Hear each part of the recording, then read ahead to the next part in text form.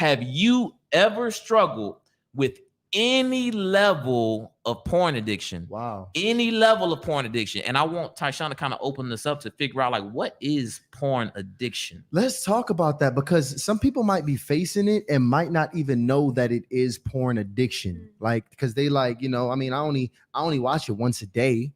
I only masturbate once a day. That's pretty normal. I looked up. No, let's bring some clarity to what it really means to be addicted. So kind of break that down for me, Coach.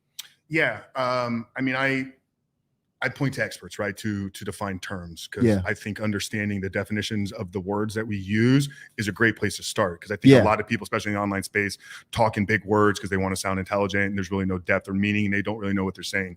Addiction, as defined by Dr. Anna Lemke, who I had the pleasure to interview on my podcast, who runs Stanford's division of addiction. Like, she's the director of Stanford Medical Center out in California. So this woman is 35 years studying it, researching it, professing on it, and working clinically in a therapeutic setting. I would say she's probably one of the leading experts on addiction. I asked her, what is the definition of addiction? So we define addiction as the continued or repeated use of substance or behavior. So the behavior of consuming pornography.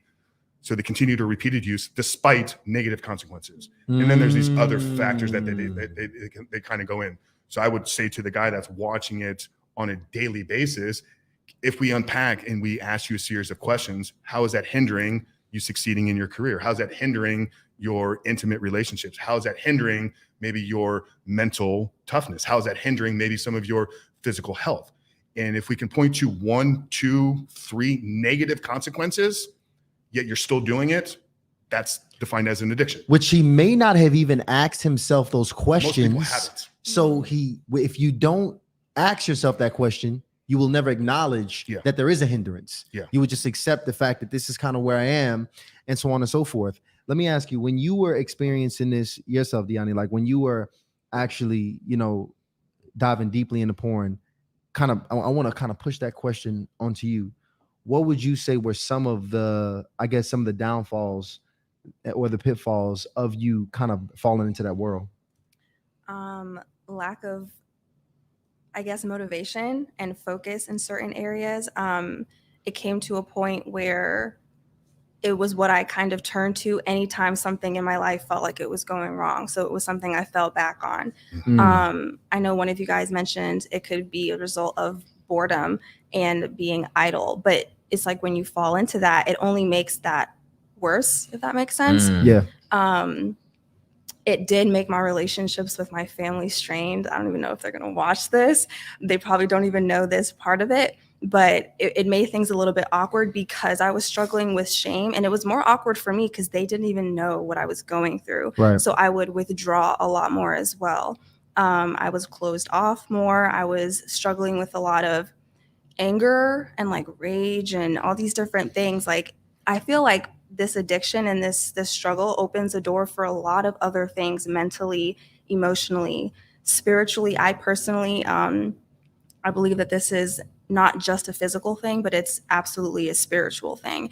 And a lot of the root of it is spiritual. And if you can't address that root spiritually, then it's going to be really, really hard to deal with it physically. But that's just my personal standpoint on that. Okay. So just curious, as far as like what you see in the space, helping men, in particular, like guys who are addicted, is there like an average amount that they're probably a consumption amount that they're probably consuming porn? Man, we've had at this point over 400 guys go through various coaching programs that we have.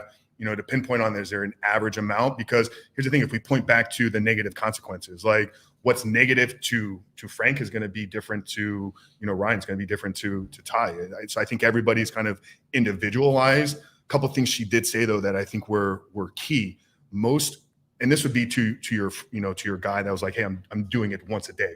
Well, why is that become something that you need on a regular daily basis? Well, I'm stressed. Okay, there's infinite amount of ways to self-regulate your stress other than pulling up some pixelated videos and pleasuring yourself. Like, there's better tools that we know of to self-regulate stress.